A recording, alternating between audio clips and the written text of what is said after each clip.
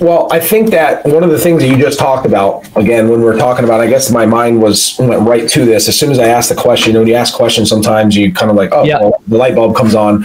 I think the other thing that I think this book is super helpful for is something you talked about before is the culture in the companies, whatever you culture. If you're trying to establish that culture, that's the way we think that we're going to reach these next generations of workforce, skilled, unskilled.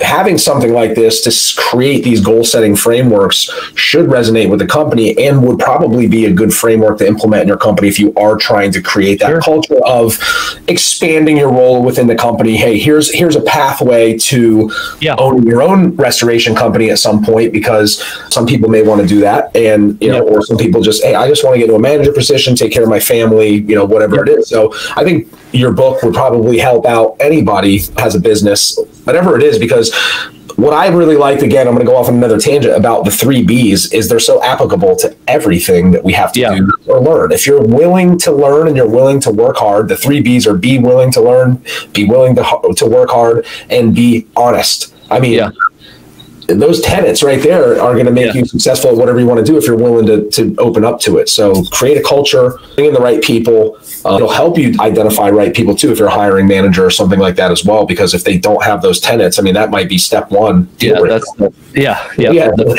least have this, because if you are, really anybody can learn. And so that's the getting ready part. I mean, you have to bring those things to the forefront. And we talk about, if you're in high school or in your first job and you don't like it, you're developing bad habits, they're that much harder to break. So then getting started is then the 3 do's: do it right, do it efficiently, do it excellently. And then so we talk a lot about how to apply those things to getting ready, getting started, being of value to a company. But also, I think, like you're saying, to the parent, the manager, the business owner, you could take that chapter, they're very short chapters, and do a training on that. Say, hey guys, this is what it means to be honest. This is what it means to be willing to learn.